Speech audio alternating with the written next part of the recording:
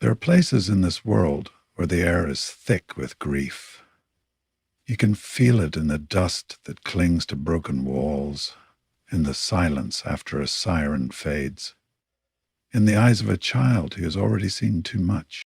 In Palestine, there are mothers who no longer know how to comfort their children because the world has taught those children that nowhere is safe. There are fathers who bury their sons and daughters with hands calloused from building homes they will never live in. There are voices, bright young voices, that are silenced before they can finish their first song. And yet, the world watches. Some turn away because the truth is too heavy, others because it does not reach their doorstep. But know this, to look away is not to stand aside. It is to take a side. Silence is not the absence of action. It is an action in itself. Every life has value. Every child deserves to grow up in the warmth of safety, not the cold shadow of fear. If we believe in justice for ourselves, we must believe in justice for others. It is not a privilege to be handed out at will. It is a right that must never be denied. Do not let the repetition of tragedy dull your heart. Do not let the endless headlines make you numb. Bear witness. See them. Hear them. Speak their names. Because to witness suffering and say nothing is to write a chapter in that suffering. And to those who still carry hope in their hearts, hold it tightly, because hope is not weakness.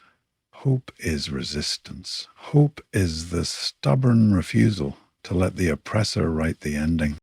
There will come a day when the skies over Palestine will be free of smoke, when the streets will echo not with cries of loss, but with the laughter of children running home. Until then, we do not turn away. We do not forget. We do not stop speaking, because their freedom is our humanity. When we speak of Palestine, we must not reduce it to a map, a border dispute, or a line in a history book. Behind every headline is a heartbeat.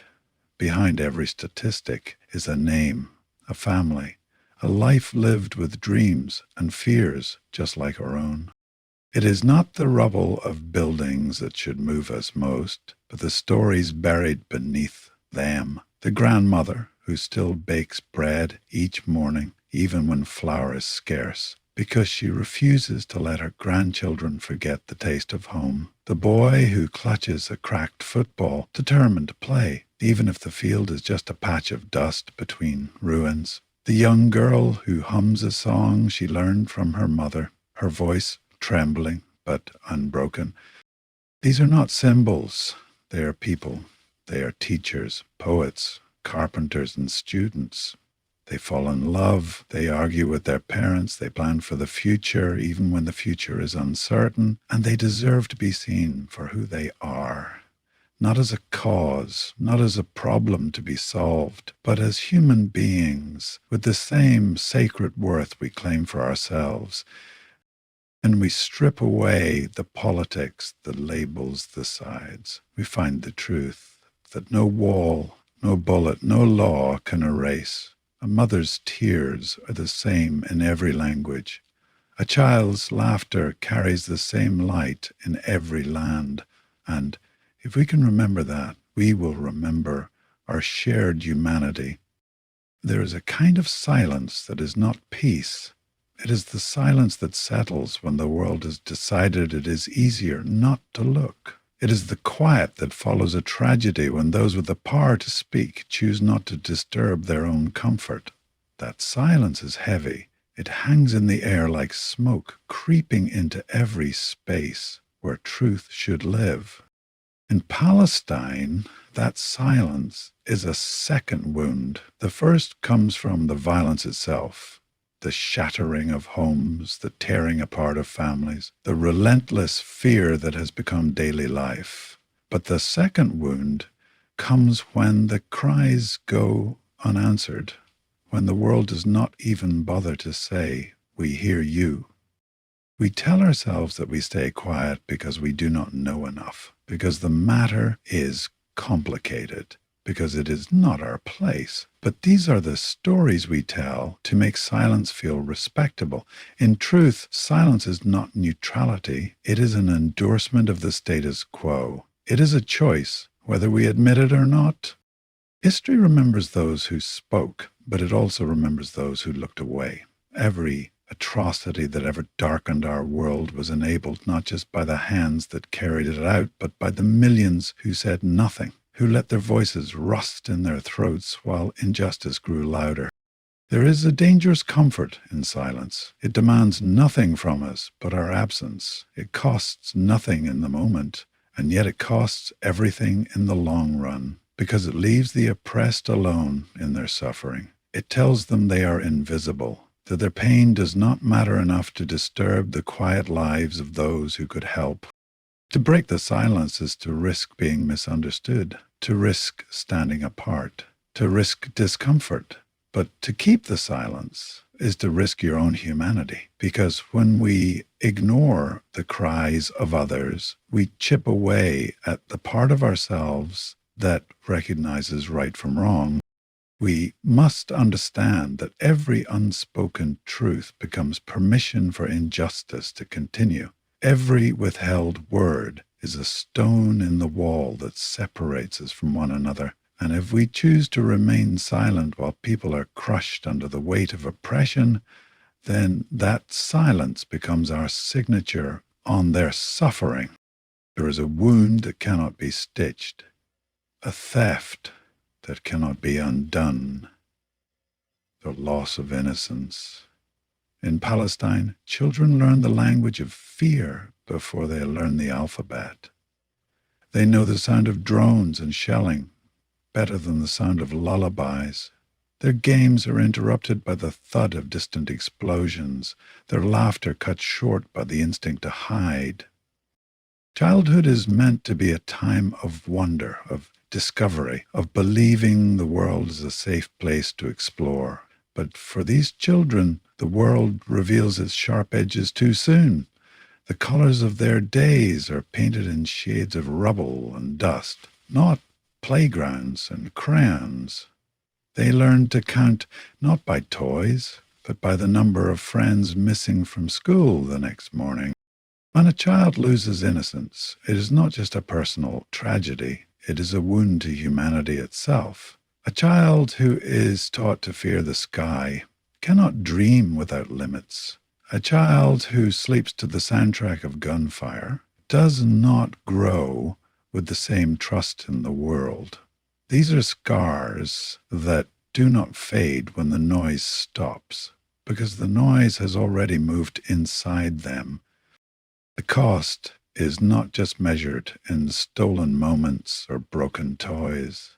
It is measured in futures never realized, in the scientists who will never build, the poets who will never write, the doctors who will never heal. It is measured in the way trauma can ripple through generations, shaping lives long after the bombs have stopped falling. And yet, despite all this, children still play. They kick battered footballs across cracked streets. They draw on scraps of paper, using colors that defy the gray around them. They laugh, sometimes loudly, sometimes defiantly, as if to remind the world they still exist. This resilience is beautiful, but it should not have to exist in defiance of war.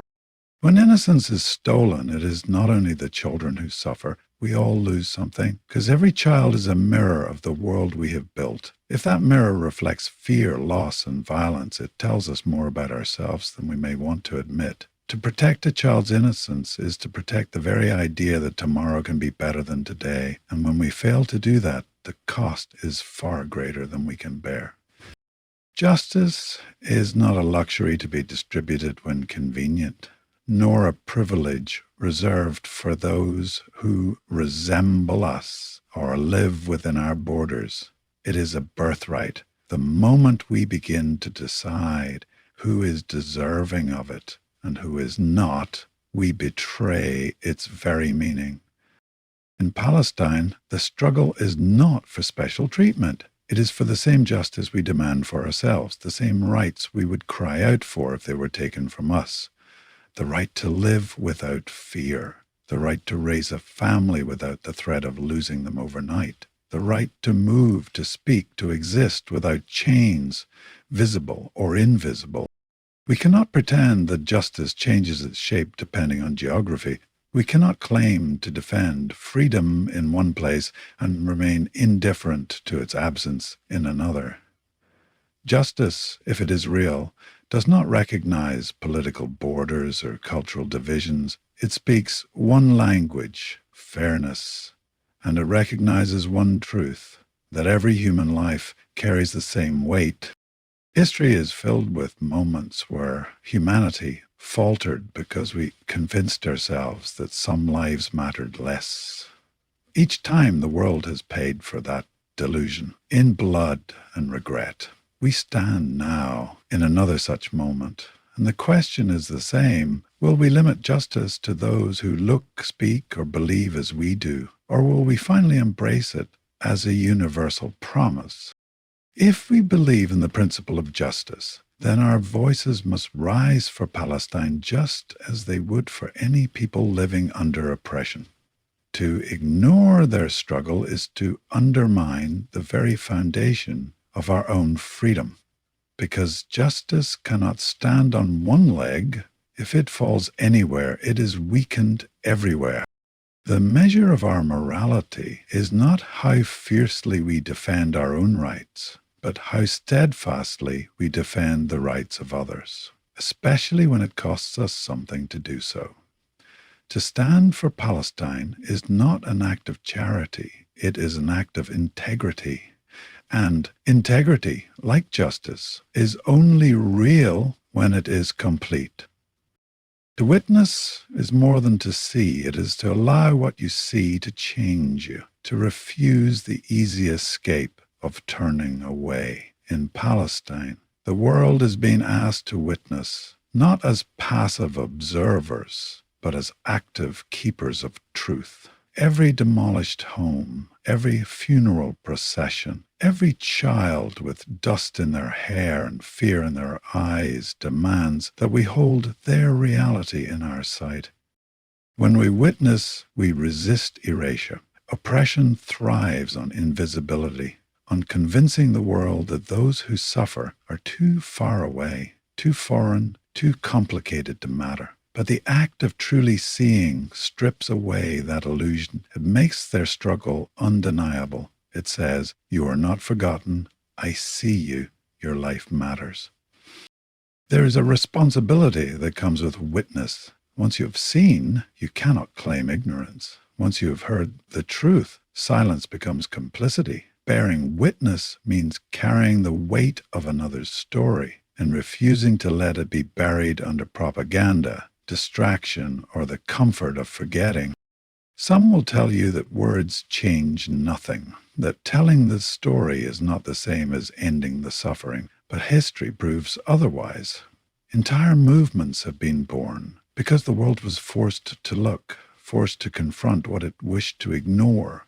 Oppression loses its grip when enough eyes remain fixed on it, when enough voices repeat what they have seen until it can no longer be denied. In a world drowning in noise, it takes courage to focus on the truth. It takes strength to keep your gaze steady when what you see breaks your heart. But if we turn away, we allow injustice to vanish into the shadows, unchallenged and unopposed. To witness is to stand guard over memory. It is to make a promise that the names of the lost will not fade, that the images of their lives will not be erased, that their suffering will not be rewritten into silence. In this way, witnessing is not passive. It is an act of defiance, and defiance, when born from truth, can move the world. Hope is often mistaken for weakness, as if to hope is to ignore the weight of reality. But in places where oppression seeks to crush every dream, hope becomes something far more powerful. It becomes resistance. In Palestine, to hold on to hope is not simply to wish for a better day. It is to refuse the narrative that the present will be the only story ever told. Hope is the seed planted in the cracks of broken streets. The belief that from this shattered ground, something new can still grow. It is a quiet rebellion against despair, because despair is what injustice wants most. A people too hopeless to fight, too resigned to demand more. To keep hope alive is to deny the oppressor their final victory. You see it in the small acts, a father rebuilding the same wall that was torn down, not because he expects it will stand forever, but because it must stand today. A child painting bright flowers on the side of a ruined home, insisting that beauty can still exist here. Families sharing bread, laughter and stories under the hum of distant threats, choosing to live fully in moments that could so easily be swallowed by fear. Hope does not mean closing our eyes to suffering. It means opening them and still believing that suffering does not have the last word. It is the strength to imagine a day when the skies over Gaza are filled not with smoke, but with kites. It is the courage to picture children walking to school with books instead of carrying water through rubble. In every act of hope is a refusal to accept permanence in injustice. It is a way of saying, we are still here, we still dream, we still claim our future. And when a people keep dreaming in the face of those who would rather they disappear, that is resistance at its purest. Hope is not fragile. It is the thread that ties one day to the next, the light that keeps the night from swallowing everything whole. And when it is shared, when it spreads from one heart to another, it becomes unstoppable, a force even the darkest power cannot extinguish. So we stand here not as distant spectators, but as witnesses bound by a shared humanity. We've seen the faces, heard the silence, felt the weight of innocence stolen, and understood that justice cannot be selective. We have learned that to witness is to act, and to hope is to resist. The struggle of Palestine is not a story confined to their borders. It is a test of our own moral courage. It asks whether we will look away when the truth is uncomfortable, whether we will remain silent when the cost of speaking feels high. History will remember the choices we make now. And when that memory is written, let it say that we did not turn aside. Let it say we saw, we spoke, and we stood. That we believed the life of every child, every mother, every father in Palestine was as sacred as our own. Because their freedom is not a distant cause, it is the measure of who we are. And if we choose to defend it, we do more than lift the oppressed, we preserve the very soul of our humanity.